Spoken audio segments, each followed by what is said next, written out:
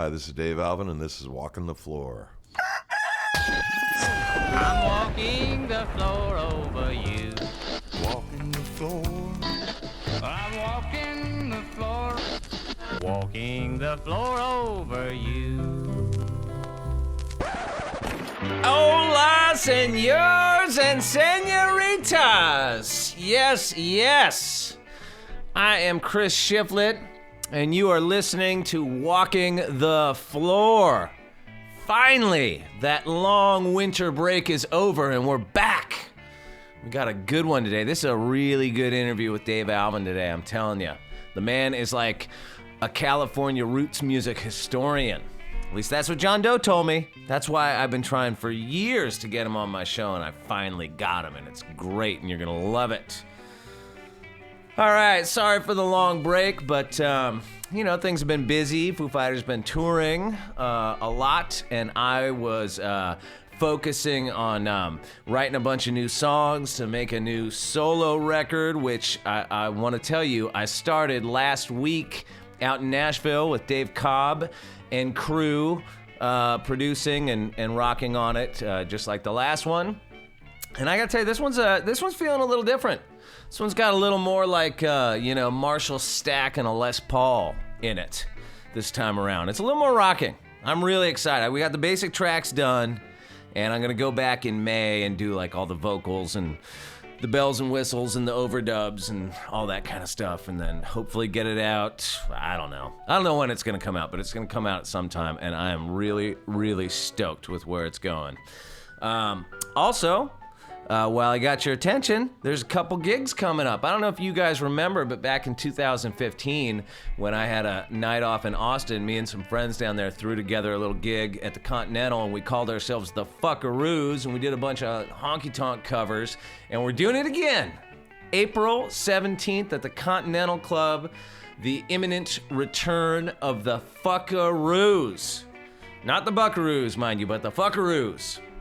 And I think it's going to be most of the same guys. Kevin can't do it because I think he's got a conflict, but it's going to be Tom, and it's going to be Little Joe and James, and I'm not sure. Who knows who's going to show up? I know I'm going to be there, and we're playing. It's April 17th around 10 o'clock at the Continental in Austin. And then I've got a solo acoustic gig July 20th in Boston at the City Winery. My man Rhett Miller was nice enough to throw me in the support slot on his gig there, so I'm going to do that. I think it's the night before Foo's play in Boston, so if you're in town, come out and check it out. It'll be me and a lonely little guy on stage with just an acoustic guitar as accompaniment. Okay, what's been going on in my world other than that? Oh, I probably the most exciting thing this week for me was I went to that March for Life march over the last weekend with my family, and it was great. I just went to the one that was closest to me. It was cool. A lot of people showed up, and I posted a picture of that on my Instagram feed that set off a flurry of commentary that, you would kind of expect, like, I hate you, and I'm not gonna follow you anymore, and shut up and play guitar, and blah, blah, blah, all that sort of stuff. It kind of went on for a long time. That post had some life. But the funniest one to me, or the best one to me, was some guy in a very lengthy reply, called me a dumbass, and then in the same breath said I needed to take a history lesson from Ted Nugent. So Ted, if you're out there listening, please, I need that history lesson. Ironically, I've been listening to a lot of Ted Nugent lately. When I jog in the morning, when I'm on my morning jog, I listen to Cat Scratch Fever, and I listen to Free For All, because that's good jogging music. Gets you pumped up. Okay, enough about that. Let's talk about Zounds.com, your favorite place on the internet to get your music gear, man. No matter what you need, Zounds has it, and they're gonna beat anybody else's price. And at Zounds, you never have to pay full price all at once. You can split your order total over 4, 6, 8, or 12 monthly payments, whatever best fits your monthly budget. Get on over there, Zounds.com. Okay, here comes the interview.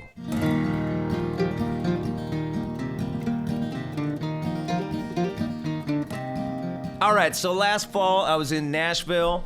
I had a couple of days off, and I was sitting in my hotel room, and I was doing as many Walking the Floor interviews as I could possibly arrange on short notice because we had to postpone a few gigs, and I just wound up being stranded in Nashville for a few days. And luckily for me, Dave Alvin happened to be passing through town. And I finally got the chance to interview this guy. You know Dave Alvin from the Blasters. He was an X. He's had a long solo career. He's done all kinds of incredible music over the years. He's Dave Alvin. He's like a roots music legend.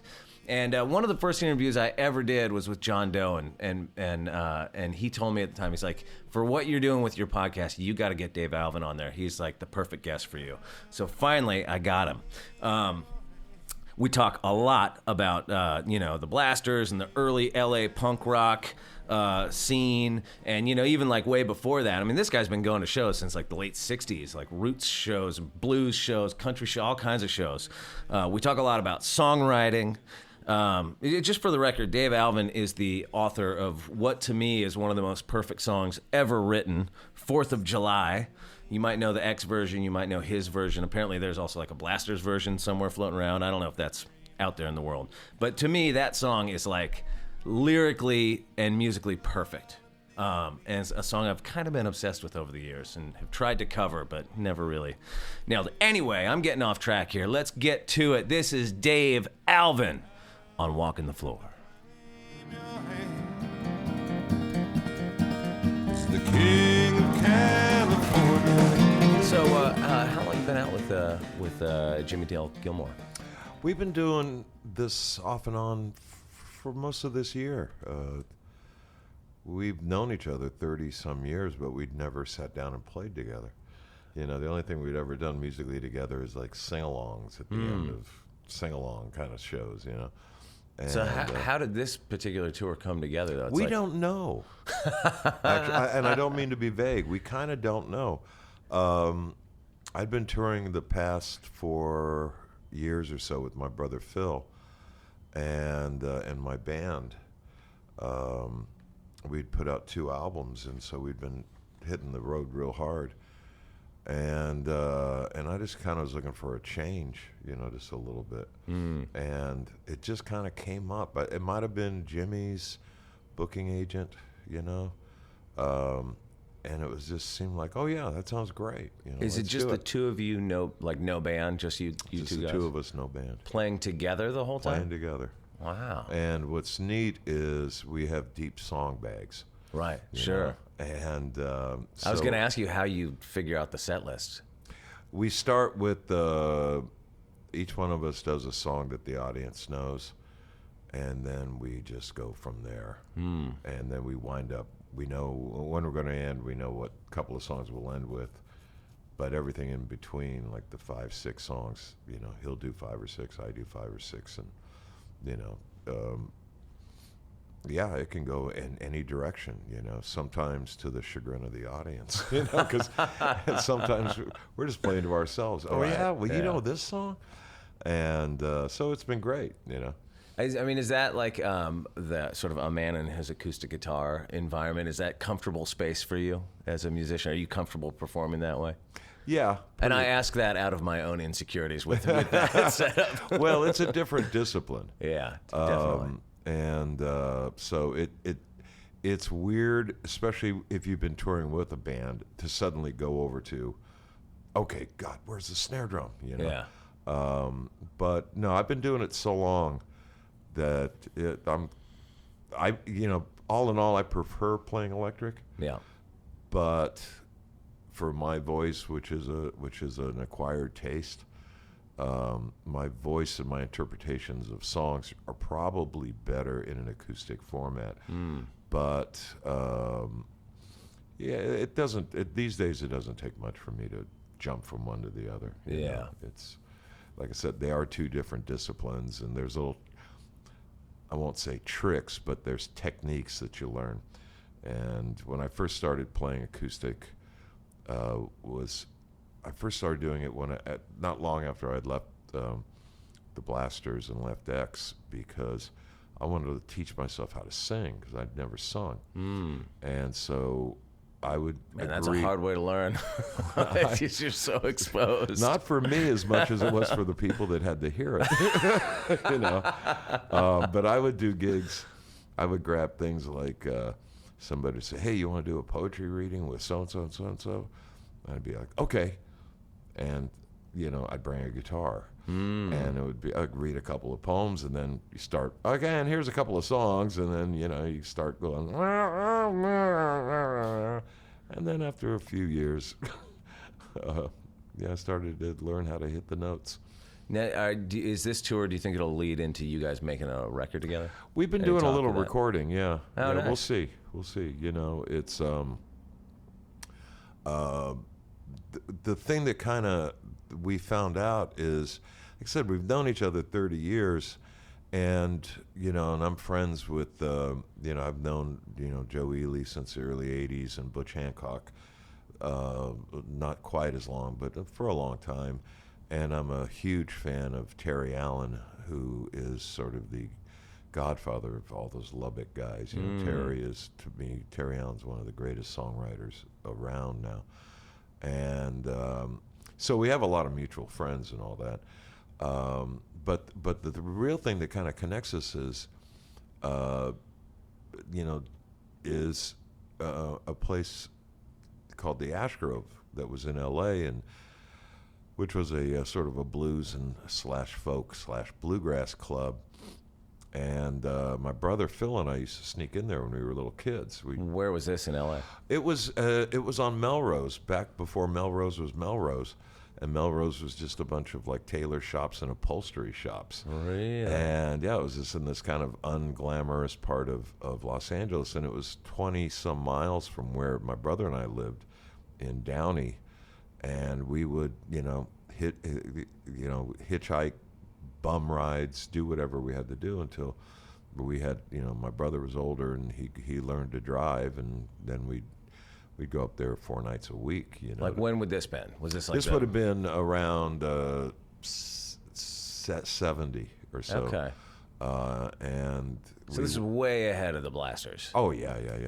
No, we're talking, I was, technically we were underage, and the Ash Grove was very nice. Ed Pearl, the guy that owned it, was very nice. He only kicked us out once, because who needs to have unsupervised kids in his club while he's putting on, Freddie King or Willie Dixon or whoever was playing that night. Did you get to see some of those guys? Yeah, we that was our thing. My brother and I. But to answer your question, Jimmy and I, when Jimmy lived in L.A. in the late '60s, that's where he hung out, and that's where he got to be friends with Lightnin' Hopkins via the Ash Grove, as did we. And in a different way, Jimmy's like 10 years older, but we all were kind of like missing each other, right? And so I was probably a 13-year-old kid looking at this guy going, "That's a cool guy." Then it was probably Jimmy Dale. Sure. Who knows? So did you actually get to know Lightnin' Hopkins at that point? Yeah. What was that Well, experience I don't like? think anybody knows Lightnin' Hopkins. Right. You encountered him. We followed, he spent, as Jimmy says, Jimmy never saw Lightnin' in Texas. He saw him in L.A. And in those days, Lightnin' was spending a lot of time in Los Angeles. And we got to be friends with Lightnin's cousin, a guy by the name of Hoppy Hopkins. And because Hoppy Hopkins used to drive, he had a Cadillac, and he worked at the Miller Beer Company, the brewing plant up near Duarte. And he was the guy that would drive Big Joe Turner around to gigs. And Big Joe Turner was the guy that he became our mentor and our friend. And he taught my brother Phil how to sing. And, so, yeah, we got to be friends with a nice amount of, T-Bone Walker and people like that. And, but, yeah, Lightnin' we used to follow around just because Lightnin' Hopkins was the coolest guy you could ever want to be, I just interviewed Tony Joe White yesterday. Yeah. And he told me a story about he recorded a record, I guess, in like a day with Lightning. He said Lightning Hopkins walks in, goes like, hey, you know how to play guitar, boy? Something like that. And he just started recording songs. They recorded a whole record. Yeah. Apparently, Lightning Hopkins got up, walked into the control room. The guy put like $1,400 in crisp $100 bills into his paper sack, and away he went. Yeah. And that was it. Yeah, my friend Bruce Bromberg produced that record. Oh, really? Yeah, and Bruce was one of the owners. Later on, was one of the co-owners of High Tone Records, and so it was an album, California Earthquake, and I did a gig back here in Nashville for that Americana music thing, and it was a thing for the record label I'm on, Yep Rock, and Tony Joe White was on the bill. So we were backstage talking about Lightning, talking about that record and notes. everything. But funny. Lightning was,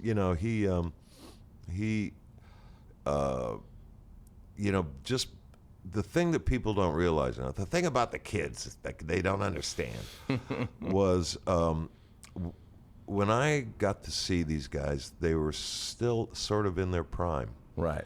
And there was still a community around them. Any kind of music you play now that's roots-based or even jazz standards, or pop standards, the communities that form that music are dead. They're gone. Right. And so for the music to survive, they change. A different community adopts it. And that's true with bluegrass. That's true with blues, rhythm and blues, soul, rockabilly, honky-tonk, whatever you're playing. Right. You're playing a variation of what was done for a community. Right. It's like with punk rock. When punk rock started, there was a punk rock community. Sure. And then punk rock got big and the community changed. And, what often happens is, like saying punk rock, the people that were into it in 1978 are now into, I don't know, whatever, organic farming, whatever they do. Sure, but they move on and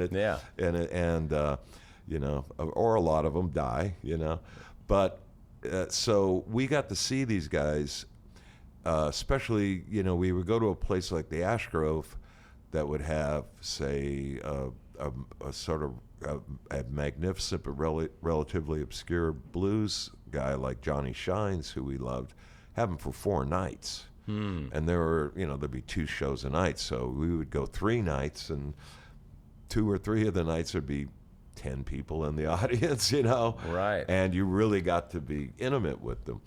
But, with other people like T-Bone Walker, Big Joe Turner, we followed them. They lived in L.A., so we would go to their local gigs and in bars on Central Avenue or Florence, and sneak in there. Sure. And that's how How are you getting away with that at such a young age? I think because... Like, what were you telling your parents? Well, my dad was a union organizer, and he was gone a lot. And my mother had been a contortionist and small-time vaudeville dancer in the 30s, so Really? she understood kind of the lure of the stage. Right. And my old man had in the early 30s, had a singing group out of South Bend, Indiana, called the Ramblin' Boys, and they were like a vocal classic quartet. country name, right? Yeah, there. it was a vocal quartet. Oh, okay. They were doing like Mills Brothers kind of stuff, and so he kind of understood it too. Right. And I think the main thing was if we weren't getting, well, sometimes we didn't tell him where we were going. Right. But There's other always times, that when you're a teenager. And other times, as long as you're not calling to get bailed out, Right. And it was different then, it was a less paranoid, fearful society. Right. And than the one we have now. So, but we got to see those guys sort of, like I said, in their prime where they still had the power. And if you ever look at films of, say, Howlin' Wolf from the late 50s, early 60s, there's a power in his performance. Every gesture, it's almost like kabuki. Every gesture means something. And you just sit there and go, wow, he lifted his arm, and so it's anyway. I was thinking about that. I mean, this is a total left turn, but it's I guess it's related. I was thinking about that when I saw the Stones a couple of years ago. How, being in a rock band nowadays, the dynamic of it is so wildly different than it was in there. And like, all the bands I grew up in, it's like everything was like really amplified. Big move, jumping around. It was almost like sports rock or something. You know what I mean? And there you have Keith Richards on stage who doesn't move the whole show. And the one time he goes, and moves his elbow, 20,000 people lose their mind. You know what I mean? It's true. It's a different kind of power. Well, when what happens when rock music or any kind of music transitions into arenas, the way you play the music changes. And I learned that early on. The Blasters, even before we were signed to Slash Records, we did a tour opening for Queen. Right. And how did that go? Oh, that's a whole podcast unto itself. But the one thing that's on topic, we were a bar band playing, rhythm blues, and old rhythm blues. So there was a lot of walking bass lines, and we played it fast. Yeah. And there was a lot of ride cymbal. Yeah. And so we were tight, and the guys in Queen were wonderful guys and very supportive, and they had asked for us. Yeah. And so while their audience of 17,000 people are throwing cherry bombs at us and booing us, the guys in Queen were just like, God, you guys are great. But the bass player, I can't remember his name. John Deacon. John Deacon. Yeah. Brian May, Roger Taylor, everybody's a great guy. Yeah. But we were talking, and he said, he goes, you're going to get a record deal out of this. And I said, no, we're not. Not with 17,000 people booing us, we're not. Yeah. And then he said, well, you know what it is? He goes, he says, when you play arenas, he says, less is more. And he goes, so when we sit down to write songs, we're not thinking about, we're partially thinking about is the person on, hearing it on the radio or sitting at home listening to it, what are they going to feel? But he goes, but we're also thinking, how does this work in our venues, which means arenas? So he said, so instead of the drums being, it's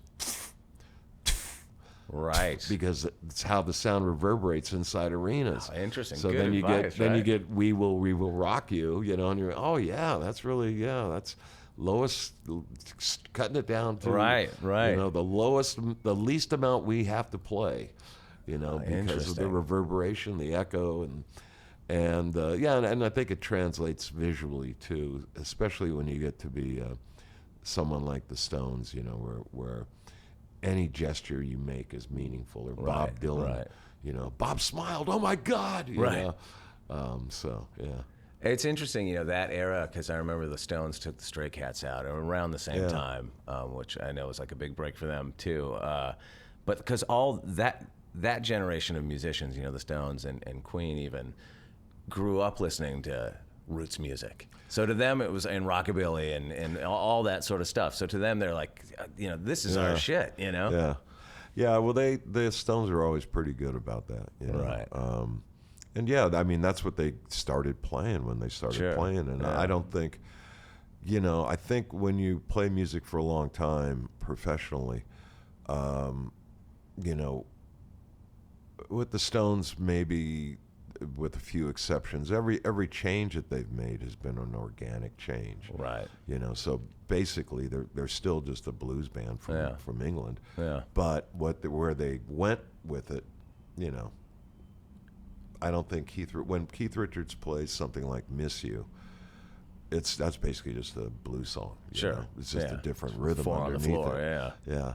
And so I don't think whenever I've done a lot of things in my career, and people always, why did you do that? Why didn't you do it? Blah blah blah. And it all boils. I'm basically a blues player, and I'm just kind of like skating around trying to trying to keep it interesting for yourself, partially keep it interesting for myself. And as a songwriter, I don't want to be limited by any sort of particular genre. Sure.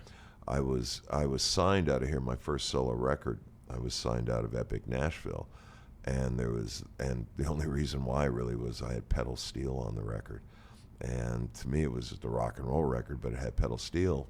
So at that point in time, this was like 86 going into 87, that was a no-no in rock music, you know. And when I grew up, when I was a little kid, I never saw, to me, the Flying Burrito Brothers were a rock and roll band, you know. Right. And they had Sneaky Pete on pedal steel and lap steel. That's a rock and roll band, but apparently by 87, if you had a pedal steel, country, And so I was signed to both Nashville Country and CBS quote unquote pop, and so I'd play New York and I'd get the rock record radio programming guy. If you take that goddamn pedal steel, get rid of that shit, I'll go to the wall for you. Yeah. And then I'd come here, and in those days there wasn't really the rock influence in Nashville music as there is now. Right. And so then I'd get shit from the guys at Epic. You know, them rock and roll goddamn drums, you know? Right. Like, can you guys dress nicer? Drums. Yeah, these days. Yeah. These days, I mean, I guess that's you know, out of the window now. Yeah. These days it's a whole different ballgame. But back in those days, it was still transitioning from, you know, what I would call country music into what I think of now as just Nashville pop music. Right. you Sure. know?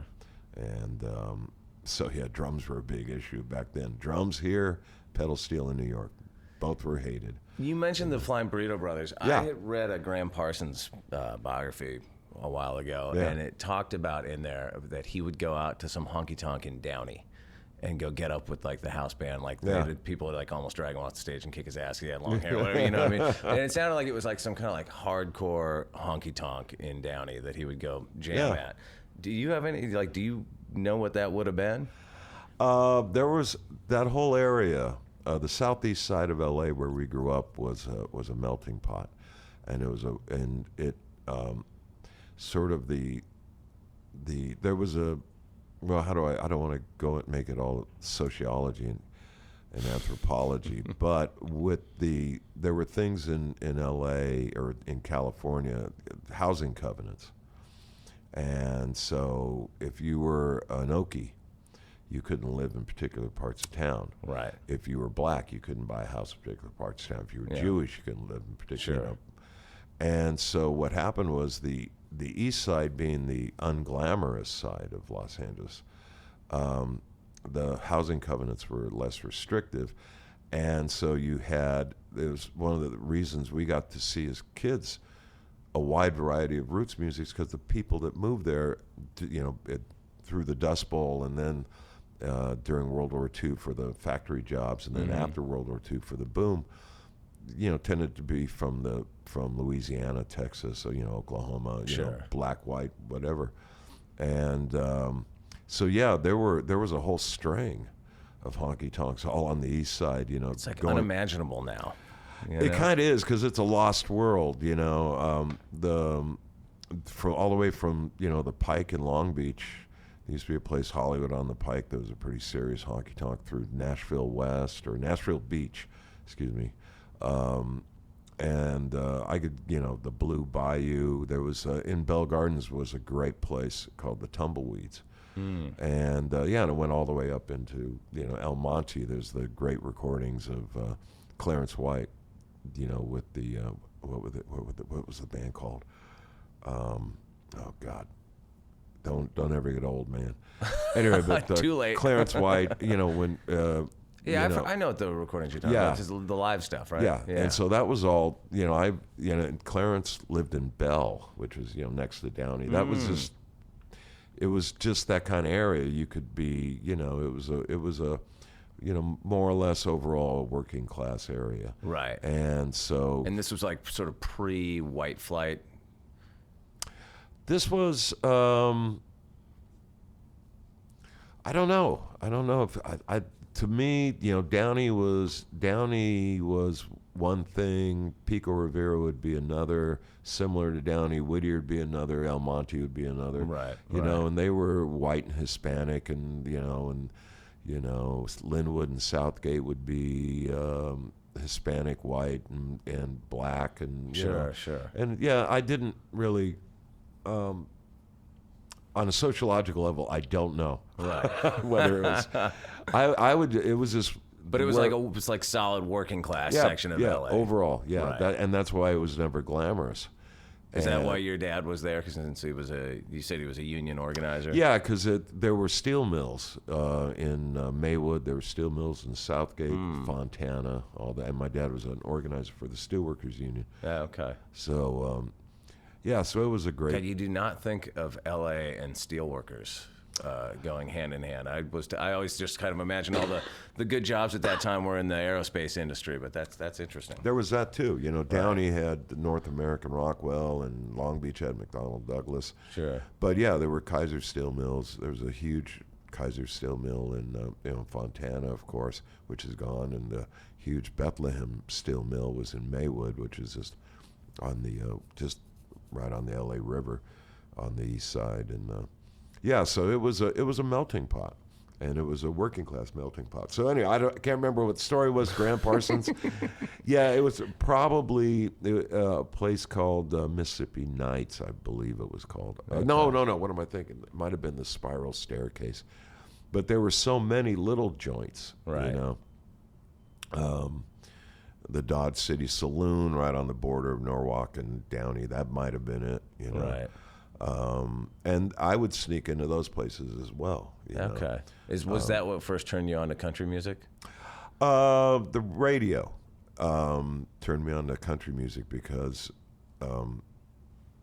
radio in those days, partially top 40 wasn't as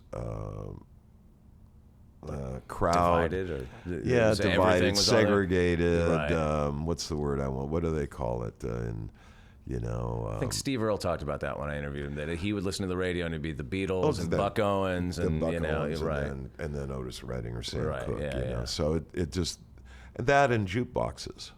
There used to be. I remember there used to be a great hamburger place called Five Guys No Three.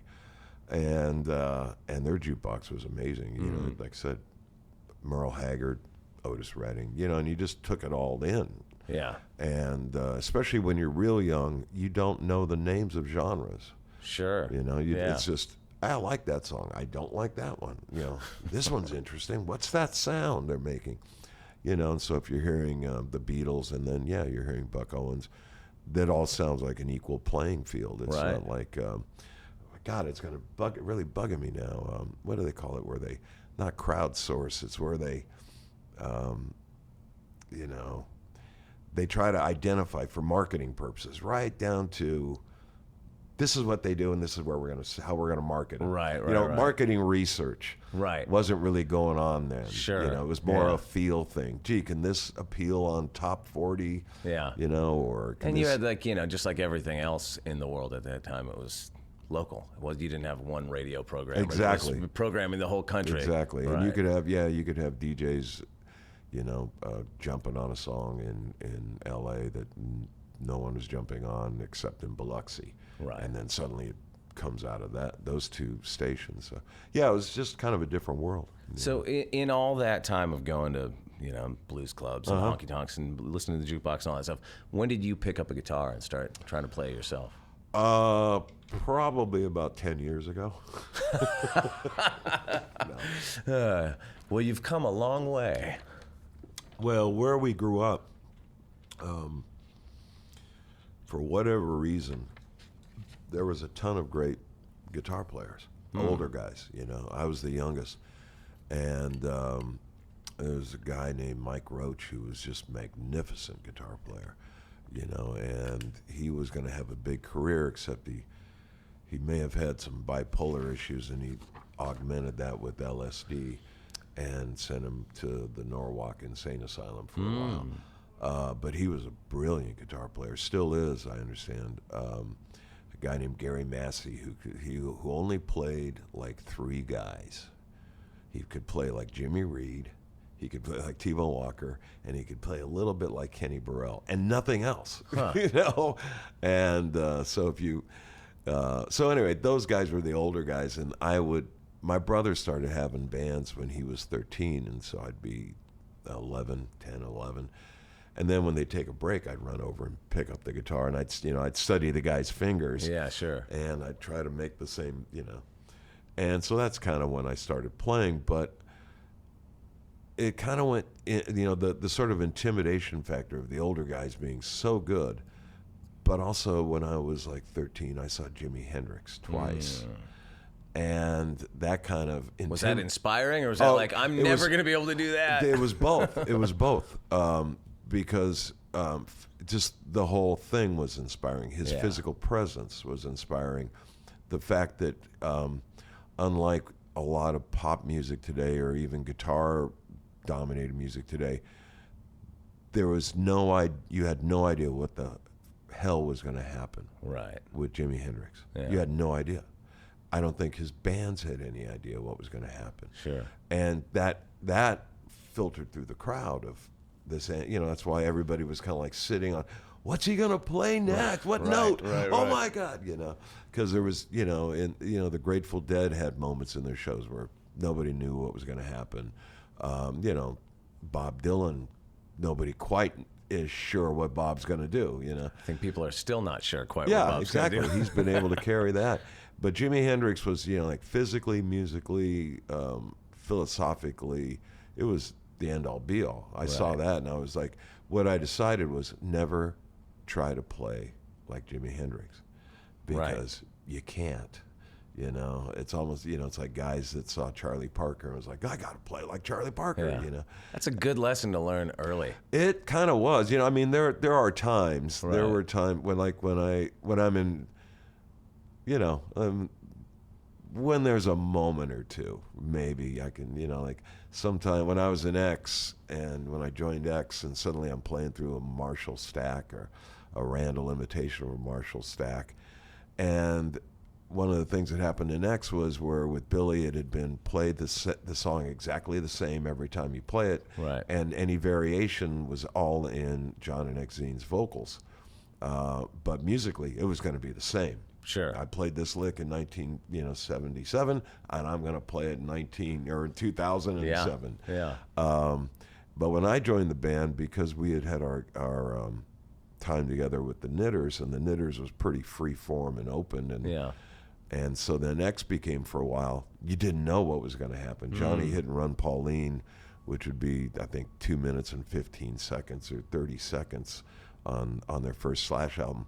There were times that it became 8 minutes long, because DJ Bonebreak and I would get off into something. And so that's when I would kind of like, hey, I can kind of get away with a little Jimi Hendrix here, maybe. Since you mentioned X, how long were you in X in total? 2 years. Was it that long? Just about 2 years, yeah. Okay, I see. In my mind, I thought it was a briefer stint, and I was wondering why you didn't play on See How We Are. I did play on See How We Are. Oh, you did play on See. Oh, yeah.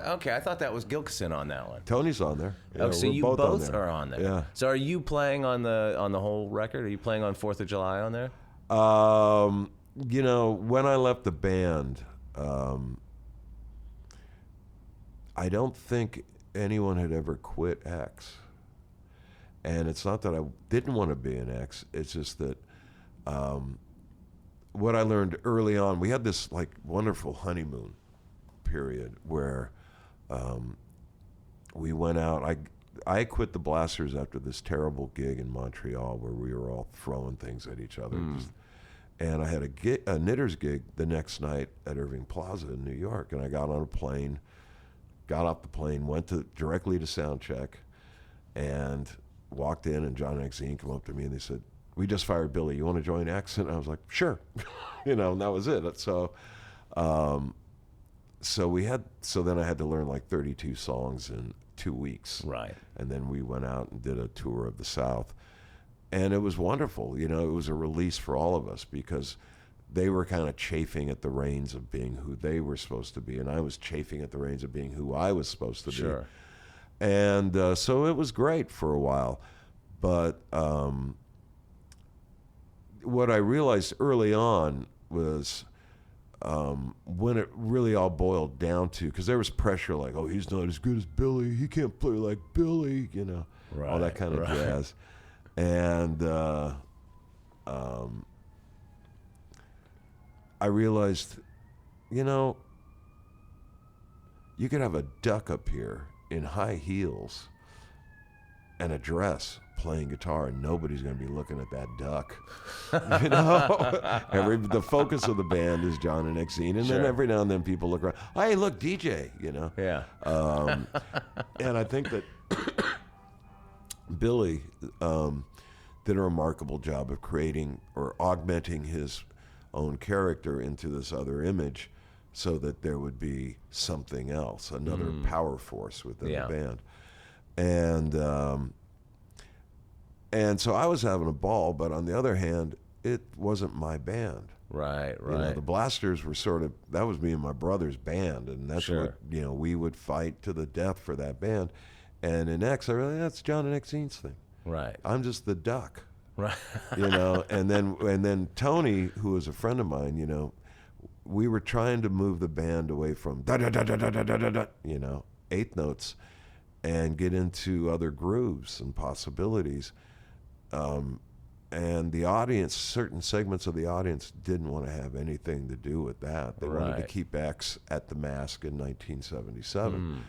And I understand that too. You know, I want to, in a way, I want to keep Muddy Waters on the South Side in 1952 so that I can see it live. You know, I mean, I can dig that sentiment to some extent, but at the same time, See How We Are is one of my favorite X albums. I mean, it might be the one that I go to more than any other. It's when I want to listen to some X. Yeah, it was a difficult record to make, and it was. I have a lot of problems with the record. Some of my stuff, when I quit the band, was erased or magically disappeared. Right. You know, because there was a little anger. Well, he's not here. Let's move that fader down. Well, yeah, kind of, but, and I understand that too. But the whole process of making that record was terrible. Yeah. And it wasn't our fault. They were Elektra was trying to get a hit out of X. And I think that they saw in John, at that time, like John Mellencamp was a big hit maker. And I think Elektra saw John as like, well, we've got sort of a punk rock John Mellencamp here. Right. You know? And so we went into the studio with a variety of producers. Oh, really? Oh, yeah. There are tapes somewhere. I have some. We went in with Don Gaiman, who I had worked with the Blasters on a few songs that he had produced with Mellencamp with us. And we went in with Dave Jordan, who I really enjoyed. Dave had engineered Rolling Stones records and done all these Jane's Addiction. He went on to do those records, and a real rock and roll guy. And he got fired because he refused to have the record company or the managers. They were not allowed to come to the sessions, which I thought was great. You know? Right. And but that got him fired right away. And I put up money to have my friend at the time, my neighbor, Al Cooper, the keyboard player, produce a track. Just like, Al, throw your friggin' hat in the ring. Yeah. You know? And we wound up eventually with this talented but out of his element producer named Alvin Clark, who had done Gene Loves Jezebel. And he was been taken up by X's managers as one of their clients, one of their producer clients. And again, a talented guy, good ears, wrong guy for the job, especially when it came to the guitars. Getting the guitars right, because a lot of the X records were magnificent records, but the engineering had been weird. Like the drums weren't loud enough on some, or the guitars weren't loud, whatever.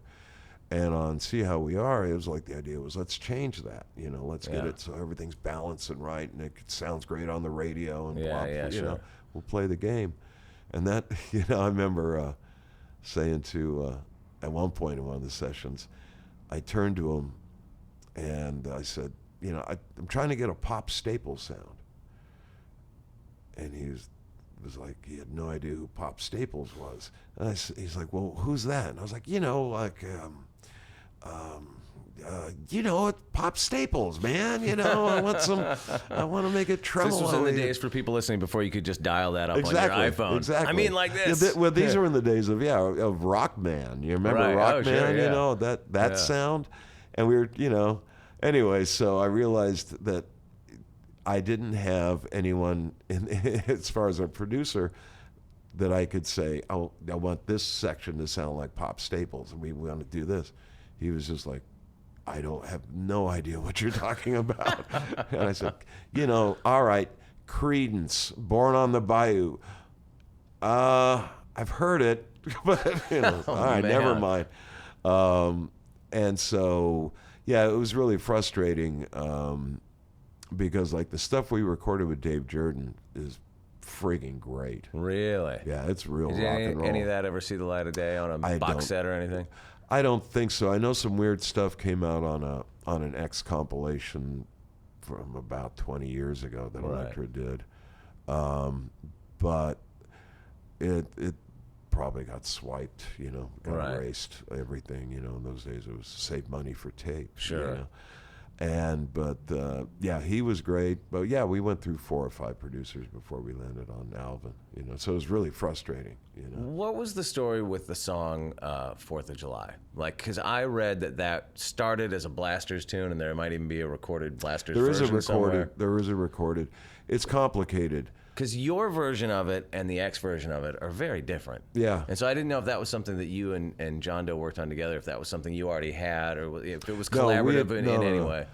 No, there was a contractual clause in the Blasters contract with Warner's, a leaving member clause, meaning they could drop the band if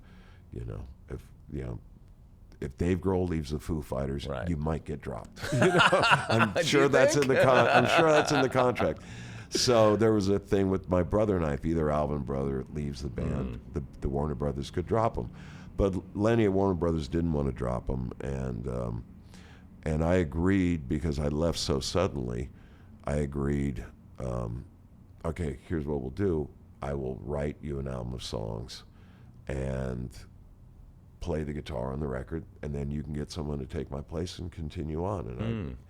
So we had known Nick Lowe for a while, and so Nick Lowe, Warner Brothers thought it was a good idea to produce us, and we thought so too. And so then Nick Lowe came over from England, and I'd sort of been writing songs, but I'd gotten to a point where I'd kind of written all the songs I thought I could write for my brother. And I had decided I'm just going to write whatever the frig I feel like writing. And, because when you're in a band and let's say you wake up in the morning and you start writing a polka. This is the greatest polka ever written, man. Oh, wait a second, I'm in a band that doesn't play polkas. Screw it, throw the song away. Yeah.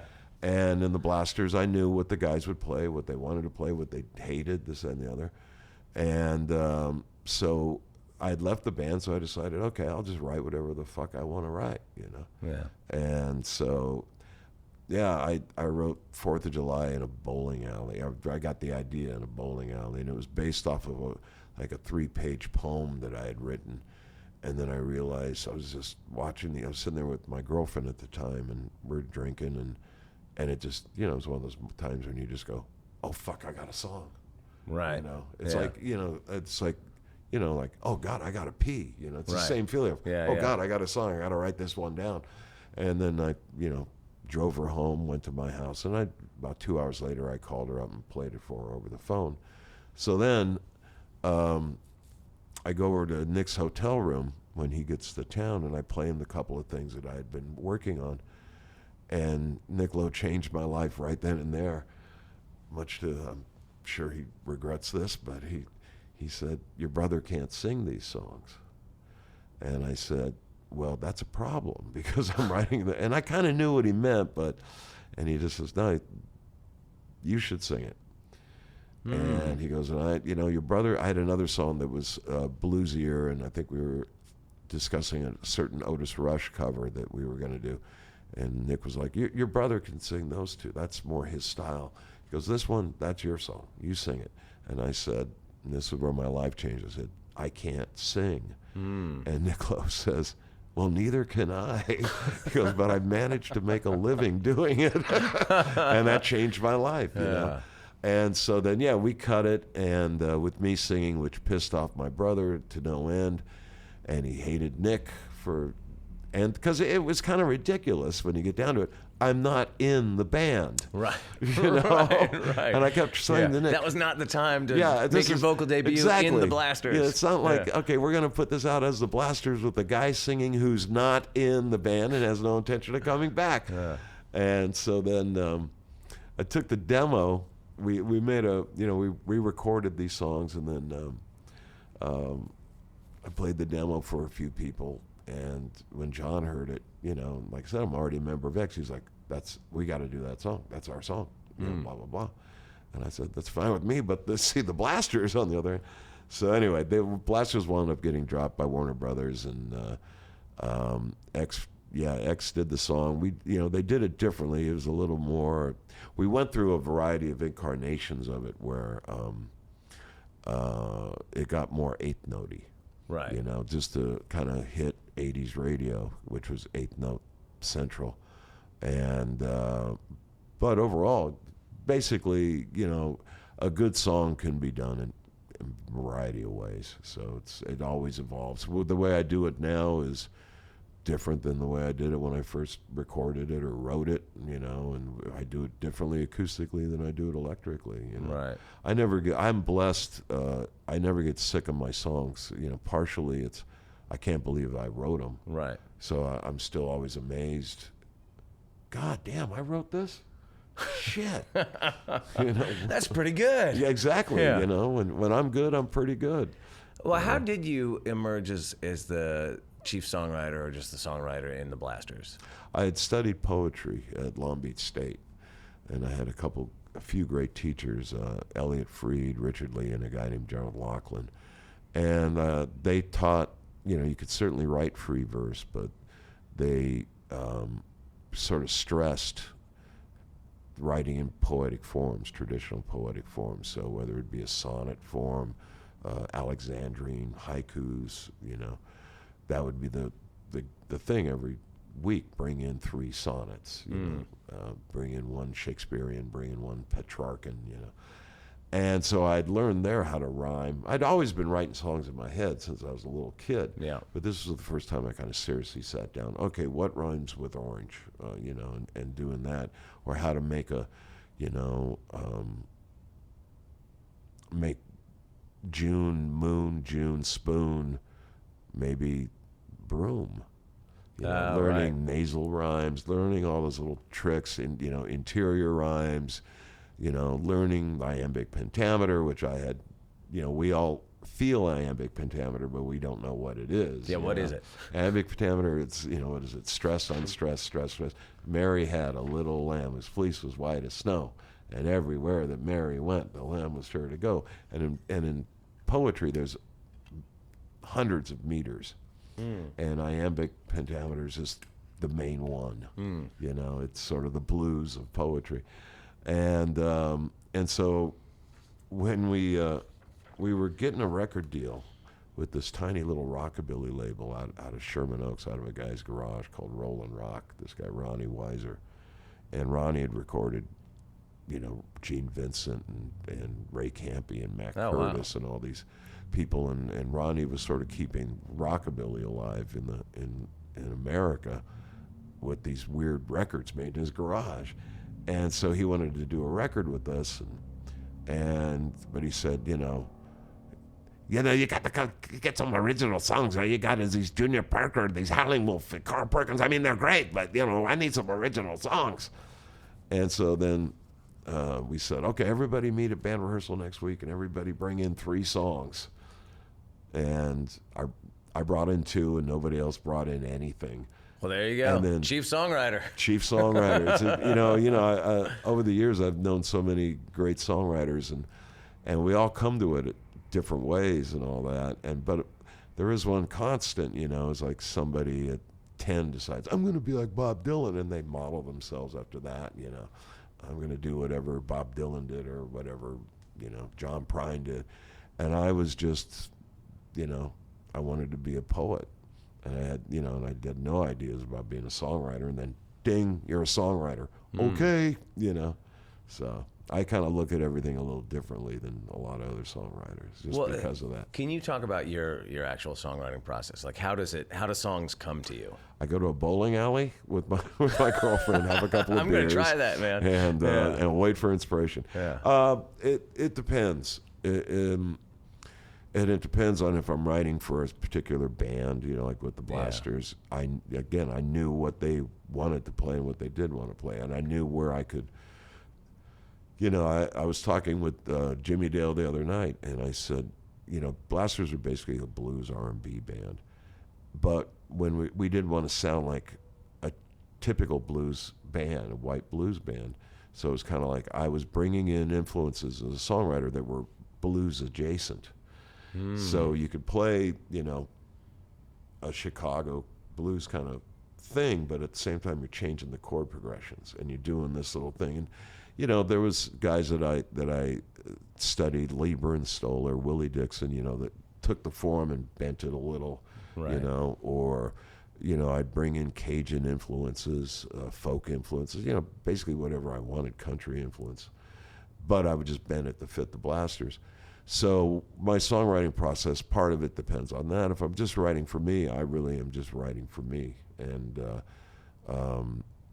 I lived in Nashville for a while, worst period of my life.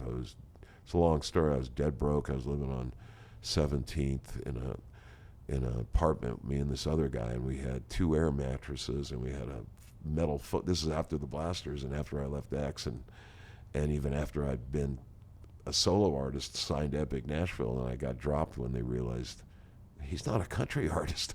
Anyway, so I was living out here trying to write songs for, to get Randy Travis or George Strait to cover, Sure. who were the big acts then. And so that was more of a process of sitting down. I'd go every day to my publisher's office where we had a writing room, and I'd co-write with great writers, and we'd just write crap. And then we go take lunch, come back and look at it and try to, So there's I understand the nuts and bolts formula of how to write a song. But at my age now, I'm never going to fill an arena. It's never going to happen. So what the fuck? I'll just write whatever I want. If I want to write a blues song, I'll write a blues song. If I want to write a polka, I'll write a polka. And my main thing when it comes to songwriting is, after years of trying to fit songs into bands, it became, well, what does the song want? Let's listen to the song. Right. And if the song says it's a ballad, then it's a fucking ballad. If the song says I'm a loud blues rocker, then that's what it is. If the song says I'm a polka, let the song be a polka, and then pick the musicians to fit the song.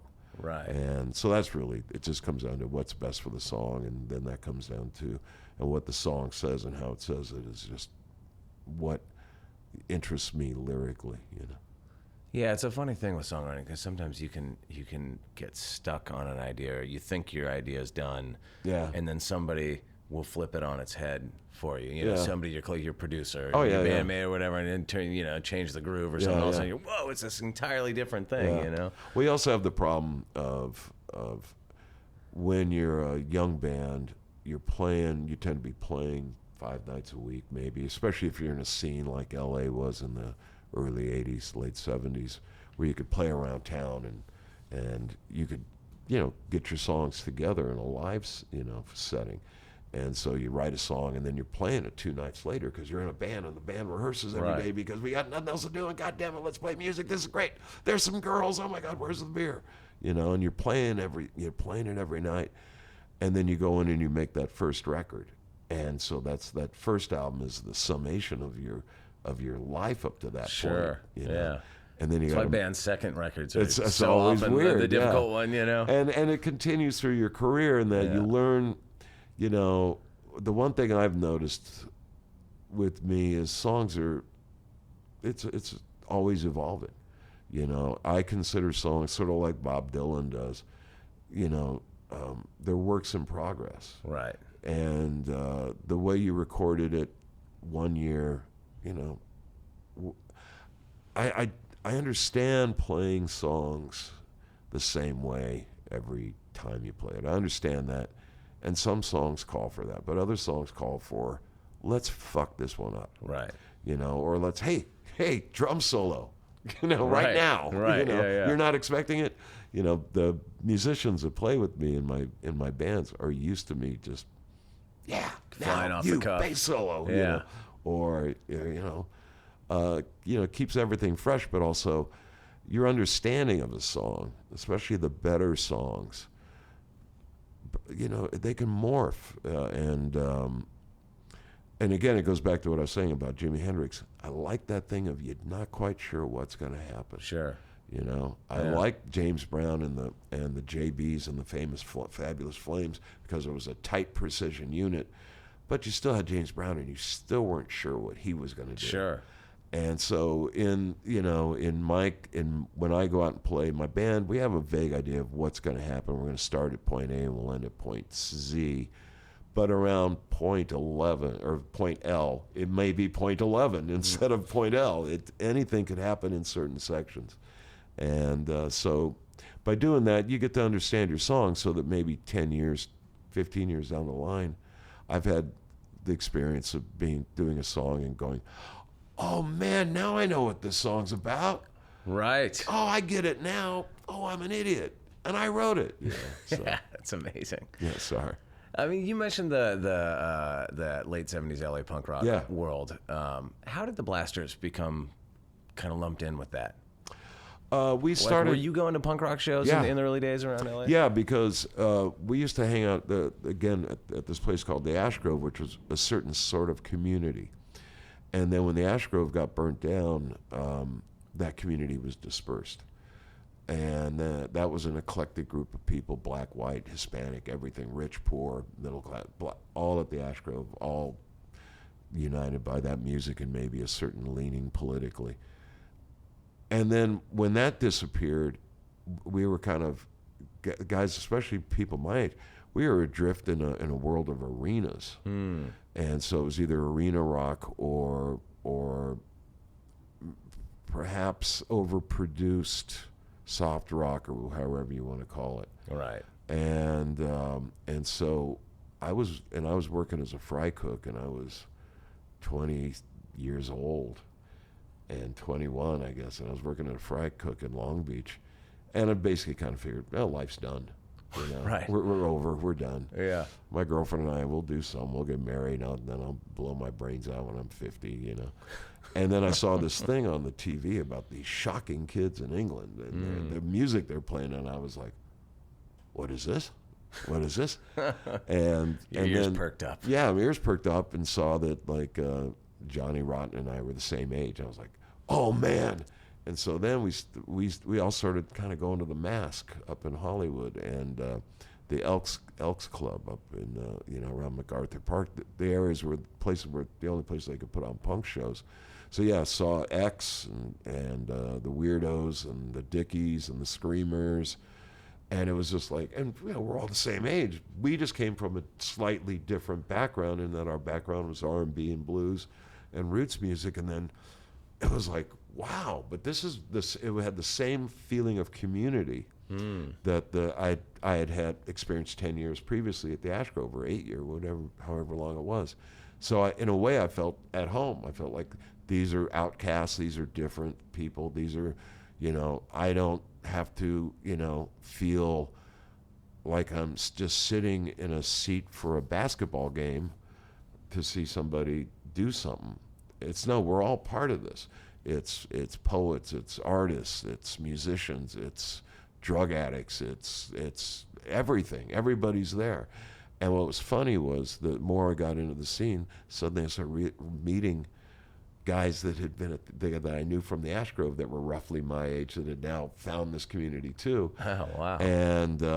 And so it was like, in a way, it was a wonderful home for a while. Yeah.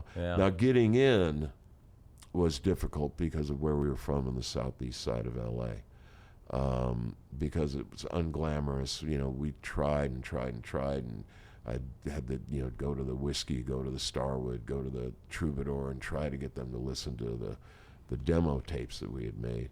And I remember a woman who remained nameless, who was booking a particular club, she just said, she was nice enough to talk to me, I'll give her that. And she just said, "Who you fucking?" And I was like, "What do you mean?" That's a hard music biz lesson right there. I got my girlfriend, you know, Yeah. we're, you know, one. No, I mean, you fucking anybody famous? And I was like, "No, I'm not," you know.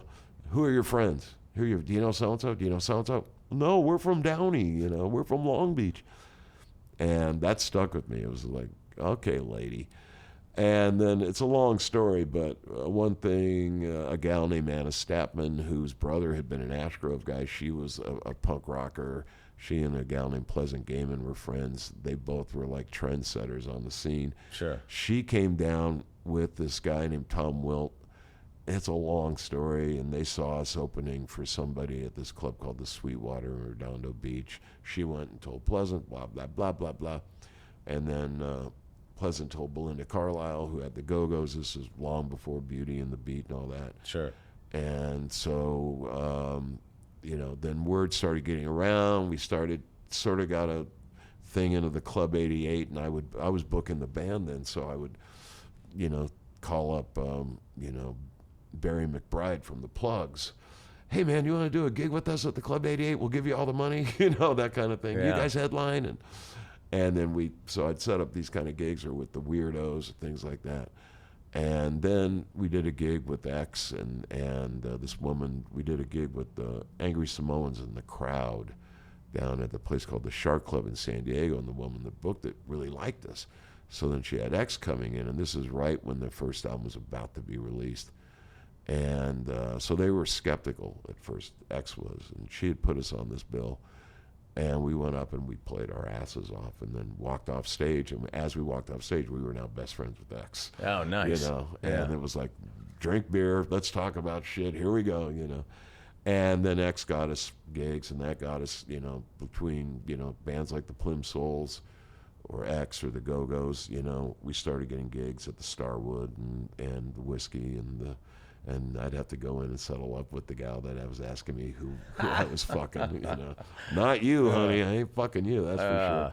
So that's kind of how we got in. And then the acceptance thing was you know, mixed, because in the Mask days, punk rock was an amorphous thing. Nobody knew what it was. Right. You know, The uniform hadn't come together. the uniform quite yet. hadn't come together. The template hadn't been set. So you could have a band like the Screamers, you know, with Tomato Duplanty and KK, that was just, you know, basically a forerunner of electronica now, but electronica with an edge. Or you could have the you know, for me, probably the best punk rock band that I saw as far as being a quote-unquote punk rock band were the Weirdos. When I saw the Weirdos, I was just like, oh my God, this is almost frightening, you know, because the power of the band and their presentation, you know, and that's kind of where you got into more what became the template. But even that, they were strange. They were interesting musicians trying interesting different things. Sure. And then you had X, which was probably, you know, because of Billy's, you know, rockabilly roots and all that, there was a line between, we could see, oh yeah, there's a connection between us and them. Yeah. You know, or the Plugs and Tito, Lariva, and Barry, you know, but everybody was different, you know. Even Devo was around in those days, you know, and... yeah, Pat told me that he went to see, I think it was Devo's first gig in L.A. Yeah. And he said everybody was just like, oh, fuck. Yeah. They're so much better than us. Yeah. Well, you know, but you take the Germs, you know, the Germs, you know, they played the way they played, you know what I mean? They didn't mask what their weak spots were. They just were what they were. Right. And they didn't fit into what later became, you know, like say with Darby, when the template started, the cement started drying of, okay, this is punk rock, this is not. and Darby was trying to do something else or vary it, and then the hammer would come down. Right. That's not punk rock. And I hate anything that's not. Right. You Puritan. know? sort Yeah, of, I don't like, yeah. that's not blues, that's not punk rock, that ain't country, that's not this, that's not that. Fuck you. It's whatever it is. you know? Yeah. So we would have nights where, usually it would be like 2/3 of the audience, at hardcore shows because we played so fast, and then you'd have the other third throwing shit at us, throwing by. I still have on my old Fender Mustang, I still have beer glass embedded into it. I have a scar from where a beer glass at the beer bottle at the Cuckoo's Nest. Really? Yeah, it was coming at my face, and I got it up just right in time, and man. Still got a gash a mile long on it. So yeah, we would play. Our rule was play with anybody. So we played with, the local bands. We'd play with the Cramps. We'd play with, Queen. We'd play with Asleep at the Wheel. In those days, we didn't care. It was like, let's get as much, we want to get in front of everybody so we can take, we got some people that like us from Asleep at the Wheel. There's some that like us from Queen. There's some that like us from, playing with X or this, that, and the other, and build them into our crowd. Yeah. So how's it been working with your brother again after such a long break of not making music together? It's great. My brother died and in Spain. It's a long story, and was brought back to life, but he was dead for about 10 minutes, brain dead. And scary. Yeah, it was. So I get a phone call. I'm in California, and he's on tour with the Blasters, and I get a phone call saying your brother's dead. And so I just sat there, on the little balcony outside my music room, watching the sun go down over the hills, just going, well, fuck, my brother's dead. Jesus, our parents are dead. My brother, About an hour and a half later, I get a phone call. He's alive, but he's in a coma. He'll probably be a vegetable for the rest of his life. And I'm like, oh, okay, all right, And in that period of time, until I got the phone call, sort of like about 4 hours later, saying your brother's, he's going to be okay. I just went down a list of where we fucked up, where I fucked up as a brother, And the thing I realized was we'd made Blaster records, which were communal records. All 5 guys fought and hit each other, and over whether there be a minor chord in a song. And I'm not kidding. But my brother and I had never made just a Dave and Phil record. Right. And I thought if he gets out of this, I'd like to do that and make a record for the two little kids that used to sneak into bars. And to see, Big Joe Turner or Lightning, and so that's what we did. And over the years, I've come to acknowledge that some of the things I fought my brother about back in those days, he was right. And he's come to the conclusion that some of the things that I fought for, that I was right. Right. And so it was great when we did it. We only fought we did an album of all Big Bill Brunzi songs, who was a huge influence on us. And we only fought about one thing in the studio, and it wasn't even much of a fight. And I hate to admit it, but the bastard was right. I wasn't playing Takes this. a big man to admit that. I wasn't playing this F sharp note. Yeah. And he's like, you got to play the F sharp note. The F sharp note's everything. And I'm like, no, fuck you, it's not. And then I went home that night from the studio and was like, let me check this out. And I put on the old Big Bill Brunzi record from 1929, and God damn it, there's that F sharp note. I was like, fuck you, Philip.